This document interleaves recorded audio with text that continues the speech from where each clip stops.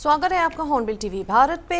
आइए देखते हैं आज की बड़ी खबर। एक पूर्व कर्मचारी जो एक समय में उत्तर प्रदेश के बालिया में भाजपा कार्यालय की सफाई करता था, अब जिला अध्यक्ष बन गया, जिससे कार्यालय में खुशी का जश्न मनाया जा रहा है। संजय मिश्रा जो नए निर्वाचित जिला अध्यक्ष है, उन्हें साझा किया कि वो सुबह जल्दी उठते थे, पार्टी कार्यालय का ताला खोलते थे, परिसर की सफाई करते थे और कुर्सियों को व्यवस्थित करते थे। हालांकि उन्हें अपने प्रयासों के लिए उपहास और अपमान का सामना करना पड़ा।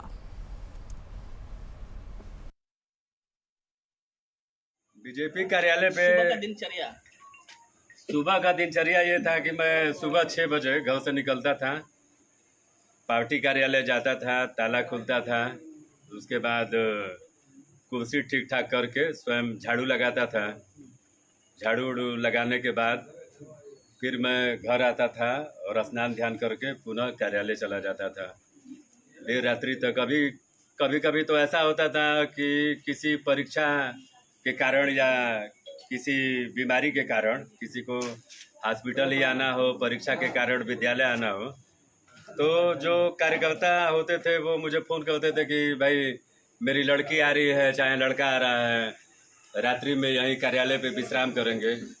तो वो फ़ोन 11 बजे भी रात्रि में आ जाए, चाहे 12 बजे आ जाए, तो मैं बिना आलस्य किए मैं स्वयं जाता था। उस समय भी ताला खोलता था, उनको पूरी व्यवस्था बना के, और फिर मैं घर आता था। यह प्रक्रिया मुझे लगता है कि निरंतर कई वर्षों तक चली। आज चूँकि अपना नया कार्यालय बन गया है। लोग बहुत कुछ बोलते भी थे उस वक्त। जी, बहुत कुछ बोलते थे। बहुत आप लोगों ने बहुत झेला भी है, लोगों की बहुत झेला है, लेकिन एक लोग करते थे, वो याद है वो समय, वो बात। लोग मजाक उड़ाते थे कि ये सब कहने में कुछ है वो नहीं, और ये जो आप कर रहे हैं इसका कोई लाभ मिलने वाला नहीं है। आर्थिक संकट तो था ही, मतलब अब वो परिवार है, परिवार में रहकर और ये सब कर पाना बहुत मुश्किल होता है। और इसमें ये पार्टी में मेरे शादी के पहले से ही ये पार्टी में शामिल थे और संगठन में शामिल थे, और संगठन के मतलब सारे पदाधिकारियों से लेकर छोटे से बड़े सबकी इज्जत सम्मान करना, इनके मतलब उसमें जो है दिमाग में हमेशा यही रहता था कि सबकी इज्जत करना, सम्मान करना, और वैसे हम भी ढल गए इनके साथ साथ। और हमारे अंदर भी यही आ गया कि मतलब अब इनसे ज़्यादा मतलब हमको ये है, इनके सम्मान की चिंता थी कि इनका सम्मान कहीं कम ना हो हमारी वजह से, इसलिए मैं इनको कहीं रोकी नहीं। और समाज का चाहे परिवार का चिंता न करते हुए ये अपने पार्टी और संगठन में आगे निकल गए और आज यहाँ पहुँचे हैं। आज बहुत बड़ी खुशी की दिन है, बहुत ज़्यादा। आज इनका नाम सुनकर मेरे तो आँखों में आंसू आ गए कि आज जाके इनको पार्टी के लिए और संगठन के लिए कुछ करने के लिए बड़ा पद मिला। तो क्या आपको उम्मीद था कि इनको जिलाध्यक्ष भी दिलाया जा सकता है? जी हाँ, इनके संघर्षों को देखते हुए मुझे उम्मीद था, और मैं किसी बिना डर और भय के बस भगवान पे भरोसा करके इनके संघर्ष को देखते हुए। उत्तर मध्य रेलवे ने गंगा पुल पर ट्रैक रख रखाव के कारण कानपुर और लखनऊ के बीच ट्रेनों को 30 मार्च के बाद तक निलंबित कर दिया गया। आश्वासन कार्य जो चल रहे हैं, रेल बुनियादी ढांचे के सुधार का हिस्सा लगभग 28 ट्रेनों को प्रभावित करेगा, जिनमें झांसी, मुंबई और शताब्दी एक्सप्रेस जैसी प्रमुख ट्रेनें शामिल हैं। मार्गों को मोड़ा गया है कि और प्रभावित खंड को दैनिक रूप से 9 घंटे तक बंद रखा जाएगा।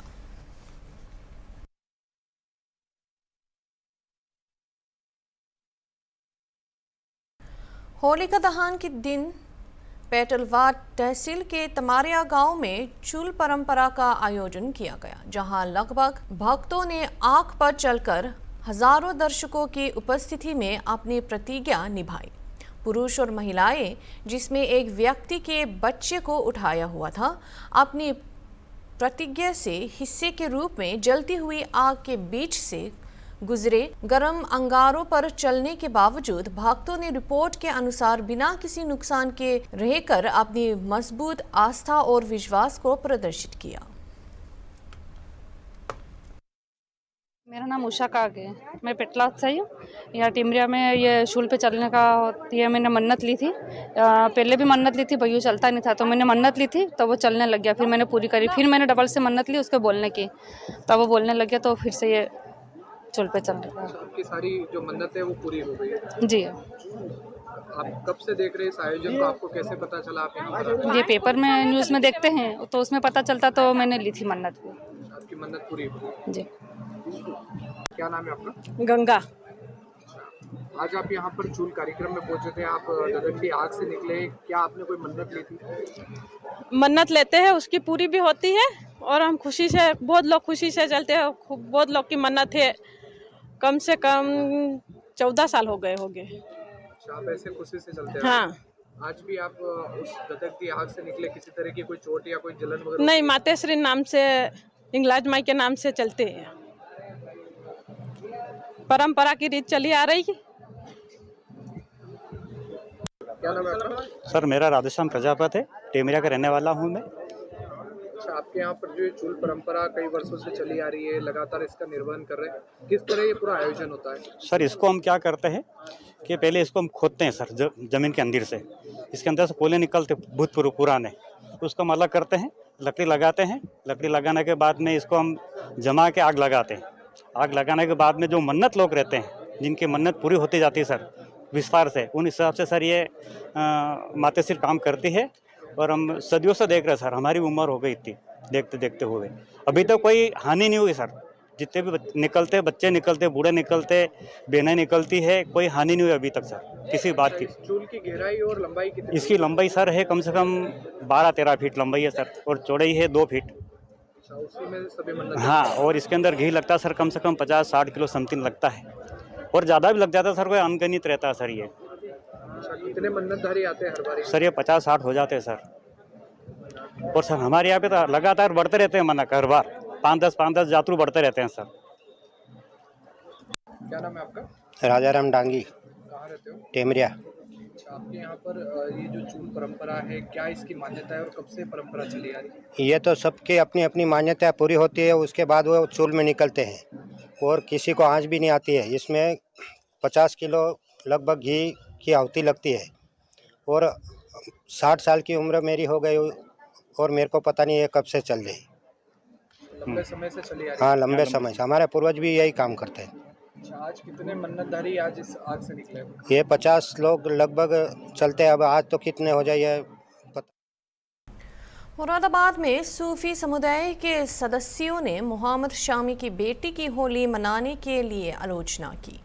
वहीं मौलवी जिसने पहले शमी के रमज़ान के दौरान उपवास न रखने के लिए निंद की थी, अब उनकी बेटी को त्योहार में भाग लेने की अनुमति देने के लिए उनकी आलोचना की। सूफी ताकरीच अहमद अशराफी ने यह भी कहा कि शमी एक मुस्लिम के रूप में रमज़ान के दौरान क्रिकेट नहीं खेलने चाहिए और सार्वजनिक रूप से खाने पीने से बचना चाहिए था।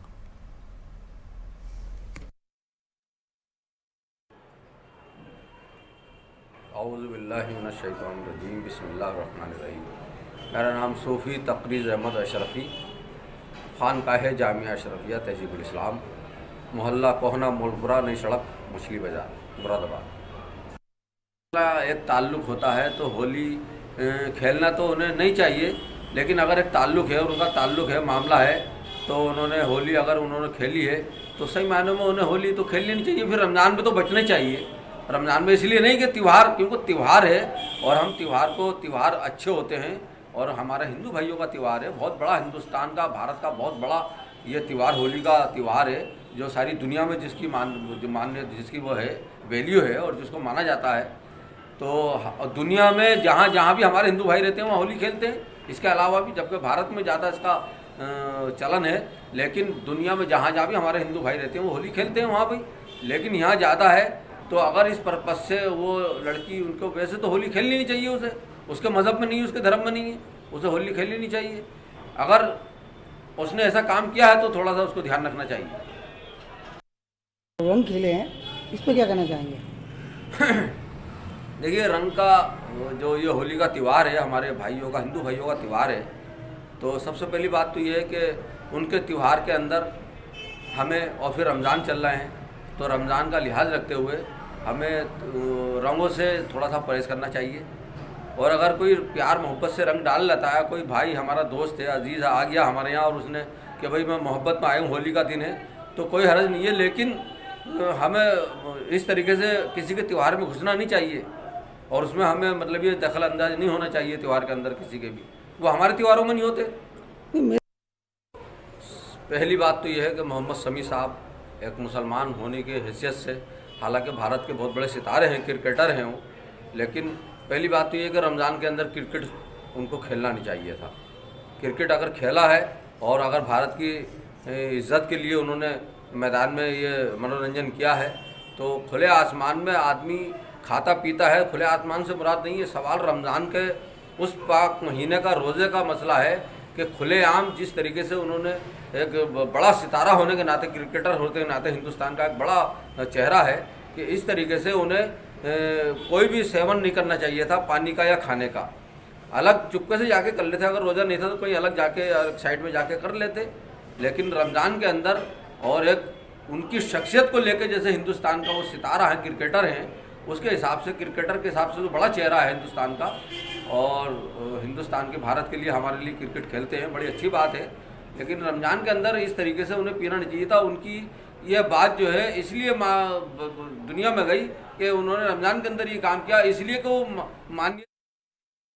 दिल्ली पुलिस ने 7 अवैध बांग्लादेशी प्रवासियों, जिनमें एक नाबालिग भी शामिल है, उनको गिरफ्तार किया, जो नदी के रास्तों से भारत में प्रवेश किए थे। ये गिरफ्तारियां कई पुलिस इकाइयों के शामिल होने वाले विशेष अभियान का हिस्सा थी। FRRO की मदद से निर्वासन प्रक्रिया शुरू हो गई, जबकि गृह मंत्रालय ने राज्यों को अवैध प्रवासियों और उन्हें भारतीय दस्तावेज प्राप्त करने में मदद करने वालों की जांच करने के लिए निर्देशित किया है।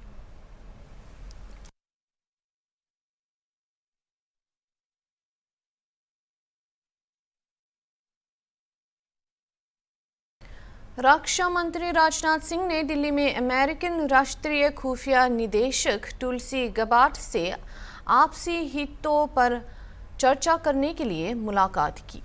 गबार्ड, जो एक बहुराष्ट्र यात्रा के हिस्से के रूप में भारत आई, उन्होंने पहले NSA अजित डोभाल से मुलाकात की। वो 18 मार्च को रायसीना संवाद में मुख्य भाषण देंगे।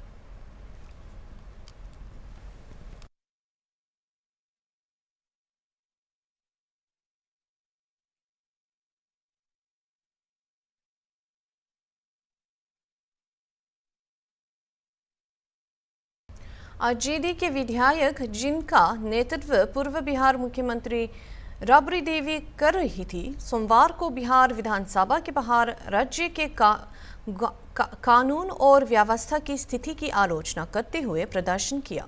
राबड़ी देवी ने होली के दौरान लगभग 22 हत्याओं का उल्लेख किया और सरकार के अच्छे शासन के दावों पर सवाल उठाया, ये कहते हुए कि यहाँ तक कि पुलिस अधिकारियों की भी हत्या की जा रही है। उन्होंने वर्तमान स्थिति की तुलना जंगल राज से की, ये दावा करते हुए कि तब ऐसे घटनाएं नहीं होती थी। होली में 22 हत्या हुआ, 2 दिन में 22 हत्या हुआ, तो रोज कितना होगा? सरकार सुशासन की सरकार है, कहते हैं सुशासन की सरकार है, लॉ एंड ऑर्डर ठीक है, कहाँ लॉ एंड ऑर्डर ठीक है? दलित बेटी के छोटा बेटियों का हत्या, बलात्कार करके हत्या हो जाता है, तो इसमें कौन बचा है? इस सरकार में कोई बचा है? जब सरकारें का आदमी दरोगा या सिपाही मारल जा रहा है, तब पब्लिक का क्या होगा? जो सुरक्षा करता है उसी को हत्या हो रहा है। इस सरकार सुशासन की सरकार में नहीं ना होना चाहिए। कहते हैं हमारा लॉ एंड ऑर्डर ठीक है। कहाँ लॉ एंड ऑर्डर ठीक है? दलित के साथ, पिछड़ा के साथ, सबके साथ हो रहा है। दरोगा सिपाही के साथ हत्या हो रहा है। आप दरभंगा में पूरा गांव के गांव ज्योति कुमारी कौन है, DSP है कि क्या है, बेगूसराय से गई है और वहाँ सब गांव के पीट के मार के सब हमारा गेट पर सब आके खड़ा है, मारी है, सब दिखा रहा है। वो अपने मार रही है DSP, सबको पीटी है गांव भर के, और गांव भर के लोग भागल चल रहा है। आप लोग के शासनकाल को जंगल क्या लगता है? ये मंगल राज है, मंगल राज है, ये मंगल राज है। मंगल राज में कुछ हो रहा है। जंगल राज में इस तरह के काम नहीं होता था, दरोगा सिपाही नहीं मरता था। बाकी मंगल राज में ही कुली पूरा सरकार के आदमी पब्लिक कहीं का उसको ठिकाना नहीं है, कोई स्थान नहीं है। कहाँ जाए, कहाँ रहा, हत्या हो रहा है, मर्डर हो रहा है, बलात्कार हो रहा है, अपहरण हो रहा है, सब काम हो रहा है, लूट हो रहा है, घोटाला। सुप्रीम कोर्ट ने आरजीकर मेडिकल कॉलेज बलात्कार हत्या पीड़िता के माता पिता को कोलकाता उच्च न्यायालय में अपनी याचिका आगे बढ़ाने की अनुमति दी। वो अपनी बेटी की मौत की CBI जांच की मांग कर रहे हैं, जिसमें मुख्य आरोपी संजय रॉय के अलावा अन्य लोगों की संलिप्तता का आरोप लगाया गया है। पीड़िता के पिता ने सबूतों में छेड़छाड़ का दावा किया और पश्चिम बंगाल की मुख्यमंत्री ममता बनर्जी पर इस प्रक्रिया का नेतृत्व करने का आरोप लगाया। हाईकोर्ट में एक मामला किया हुआ है, उसमें 54 क्वेश्चन उधर रखा है और वो मॉनिटरिंग में उसका जवाब उस कहाँ से लाएगा, किसके पास से लाएगा, उसको सोचना पड़ेगा और उसके लिए क्या क्या करना है वो करेंगे। और मेरा जो लड़की का जस्टिस के लिए हम लड़ाई जारी है मेरा, उसका और भी आगे बढ़ा सकते हैं हम। 54 जो क्वेश्चन है उसमें कौन से कुछ हाईलाइटेड बड़े क्वेश्चन आप बता सकते हैं? सबसे बड़ा क्वेश्चन है जो लास्ट सीन थ्योरी है जो हमारा लॉ में, उधर CBI कोई स्टेप नहीं लिया, इसलिए हम ये क्वेश्चन पहले रखा है। और उस दिन जो खाने का ऑर्डर हमारा लड़की दिया था, फिर एक डॉक्टर बोल रहा है कि नहीं वो खाने का ऑर्डर हम दिया था, उसमें कोई गड़बड़ लगता है खाना का अंदर, इसका भी क्वेश्चन है। और जो लोग खाना पीना किया है उसका जो खाना पीना के टाइम में जो आता है डब्बा उसका भी पता नहीं है, उसको भी डिस्ट्रॉय कर दिया गया, वो कहाँ है, ये सब क्वेश्चन यही सब। जजमेंट आया है, सिर्फ एक आदमी को कन्विक्ट किया गया है, उसके बारे में उस एक आदमी इसका साथ हमारा लड़की का जो रेप एंड मर्डर हुआ है इसका साथ एक आदमी नहीं है और बहुत आदमी जुड़ा हुआ है। और एविडेंस टेम्परिंग के लिए तो बहुत बड़ा हाथ है उसका अंदर। मेरा राज्य का मुख्यमंत्री जो है कोलकाता के, उसने भी एविडेंस टेम्परिंग का जो नेतृत्व उन्होंने भी किया है। पुलिस कुकुर लेके आया था उधर तदंत करने के लिए, उसका जो रिपोर्ट अभी तक हमको नजर में नहीं आया। वो जो डॉग स्क्वाड होता है उसको लाने के बाद जो रिपोर्ट होता है वो रिपोर्ट अभी तक हमको नहीं मिला है। इसका पीछे भी कोई कारण है, उन्होंने लग को इसलिए ले आया था ये एविडेंस ठीक ठाक टेम्परिंग हुआ कि नहीं ये देखने के लिए लाया था। भरोसा है देश के कोर्टों में, हाई कोर्ट, सुप्रीम कोर्ट का ऊपर तो भरोसा रखना ही है। जिस देश में रहता है उसका भरोसा नहीं करेगा तो किसका भरोसा रहेगा।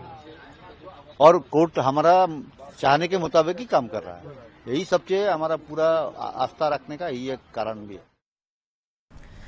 जनवरी में संजय रॉय को आरजीकर मेडिकल कॉलेज में एक डॉक्टर का बलात्कार और हत्या के लिए जीवन कारावास की सजा सुनाई गई। पीड़िता की वकील करुणा नंदी ने सबूतों के साथ छेड़छाड़ के आरोपों के बावजूद आरोपी अभिजीत मंडल की डिफॉल्ट जमानत पर रिहाई की आलोचना की। उन्होंने स्पष्ट किया कि उन्होंने झूठी रिपोर्टों के विपरीत एक नई जांच की मांग नहीं की थी। And the reason is this, that it has been 180 days since the accused Abhijit Mandal, who was in charge of the Tala police station at the time, and Shondeep Ghosh, who was the principal of the RG-Kor medical college at the time, they were arrested 180 days ago, and then 90 days subsequent to that, they were given default bail. Now, Shondeep Ghosh was still in custody, right? But Mr. Mandal, who was accused of tampering of evidence, was released with a 2,000 rupee surety and without any strict bail conditions. So the CBI didn't even ask for strict bail conditions. The reason that we were before the court today is that we had already filed a petition before the High Court asking that the Calcutta High Court monitor the investigation of the CBI, because it is the combination of our constitutional courts and the CBI that will result in a robust charge sheet. There has been a delay. 2 people have been released on default bail. This is now urgent. We made an application to the Supreme Court and the Chief Justice has today allowed our application. So we can now proceed with the petition in the Calcutta High Court. I must also say that a number of media reports have wrongly reported that we had asked for a fresh investigation and that our plea was rejected. So one would request that you verify, that your colleagues verify the facts before such reporting happens, because it can have an impact on the real world. अभी के लिए इतना ही। दूसरे खबरों के लिए देखते रहिए हॉर्नबिल टीवी।